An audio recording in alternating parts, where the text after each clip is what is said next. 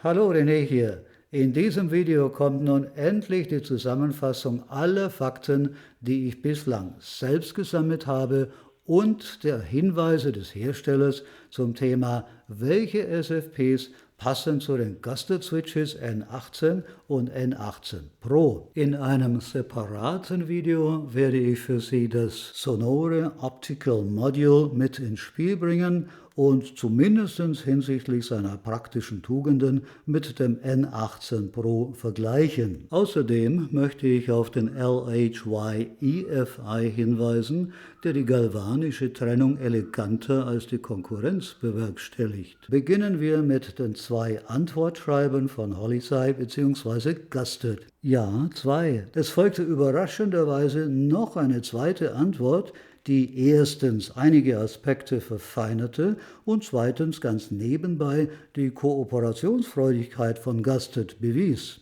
Erst vor kurzem hat auch Steve Guttenberg darauf hingewiesen, dass die kommunikative Zuverlässigkeit einer Firma ein primärer Faktor beim Kauf von Geräten sein sollte. Contact the company. Email them, text them, or call, whatever works.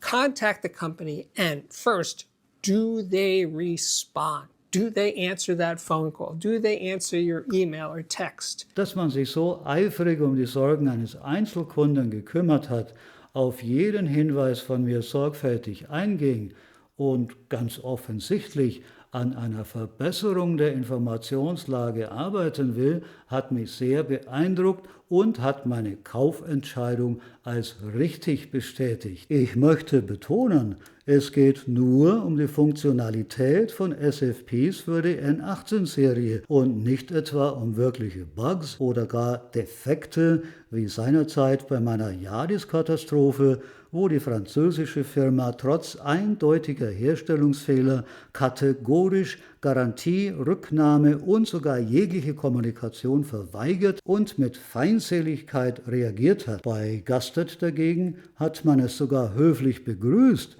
die Perspektive eines ganz normalen Kunden einzunehmen, der nun mal einen naturgemäß begrenzten Zugriff auf Informationen hat, die für die Firmentechniker alltäglich sind. Die Bilderbuchreaktion von Gusted hat mir gezeigt, dass das Argument, chinesische Firmen hätten einen schlechteren Kundendienst als etablierte Markenfirmen, zu einem leeren Klischee geworden ist. Man hat sich sogar entschuldigt, dass die vorhergehenden Erklärungen technisch nicht klar genug waren. Mein Webpage-Fund, welcher belegt, dass es sich beim fraglichen TP-Link-Produkt um ein 1,25 Gigabit Modul handelt, wurde als korrekt bestätigt. Die fast gleichzeitig eingetroffene Mail von Genuine Modules bekräftigte die Besonderheit, dass es sich um einen Transceiver handelt, der mit beiden Durchsatzraten arbeiten kann, was für die meisten gängigen 1,25 Gigabit Modelle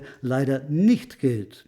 Sie sind nicht abwärtskompatibel, auch wenn in der Werbung der Einfachheit halber oft nur 1 Gigabit angegeben ist, während in den detaillierteren Datenangaben dann durch die Bank nur noch von 1,25 die Rede ist. Wie auch immer, die Angelegenheit war technisch und theoretisch abgeklärt, in der Praxis, also im wirklichen Leben, leider immer noch nicht. Da der feine Unterschied für die meisten Nutzer irrelevant ist, gibt es keinen einzigen Verkäufer, der von sich aus explizit darauf hinweist.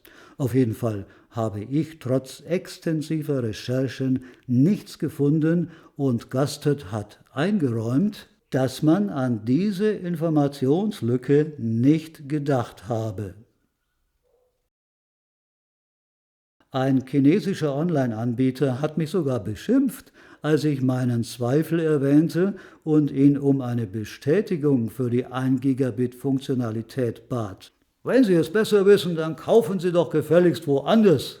Dass, wie schon im letzten Video abgehandelt, viele thailändische Firmen statt Kompetenz nur Wucherpreise bieten, zeigt dieses Beispiel.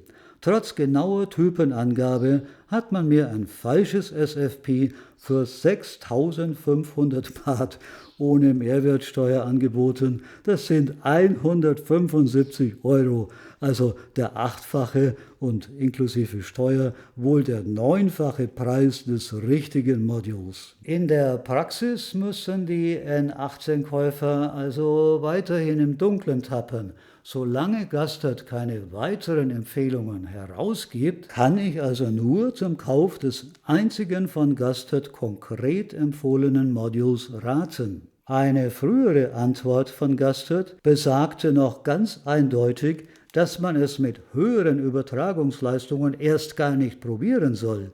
Ich zitiere wörtlich: Vermeiden Sie 1,25, 2,5 und 10 Gigabit Module. In der folgenden Mail klang es aber wieder ganz anders.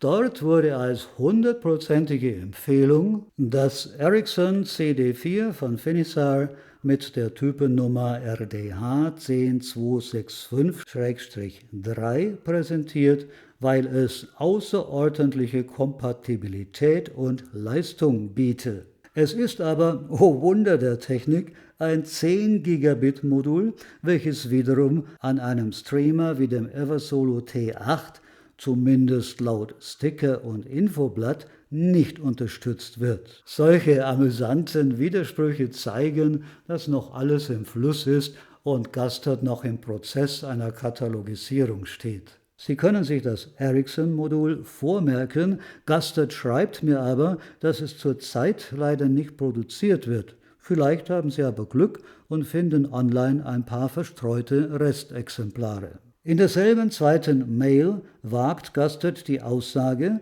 dass generell alle Module, die auf dem 1000 Base X Standard basieren, funktionieren sollten.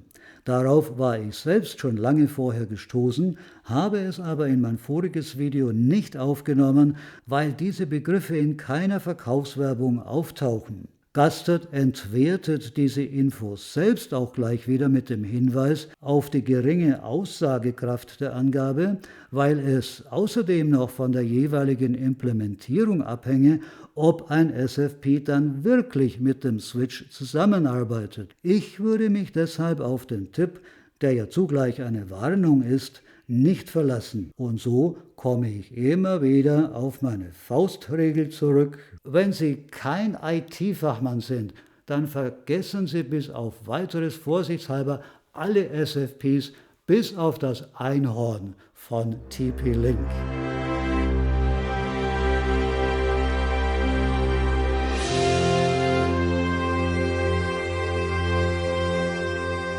Aus diesem Grund habe ich auch den im vorhergehenden Video entworfenen Sticker umgearbeitet und biete dieses verbesserte Design an. Sollten Sie nicht zufällig etwas Funktionierendes gefunden haben, dann gehen Sie lieber auf Nummer sicher und geben Sie der Firma Gastert ein wenig Zeit, Ihr Versprechen einzulösen und Ihre PR-Arbeit in künftigen Dokumentationen und Werbematerial zu verbessern. Nach all dem spricht also absolut nichts gegen den Kauf eines N18 oder N18 Pro, aber wenn Sie noch unschlüssig sind, empfehle ich Ihnen, das eingangs erwähnte Anschlussvideo über zwei der vielen Alternativen auf dem Switch-Markt anzusehen, nämlich über das Sonore-Modul und den LHY-EFE, also den Ethernet Fiber Optic Isolator. Tschüss, bis dann.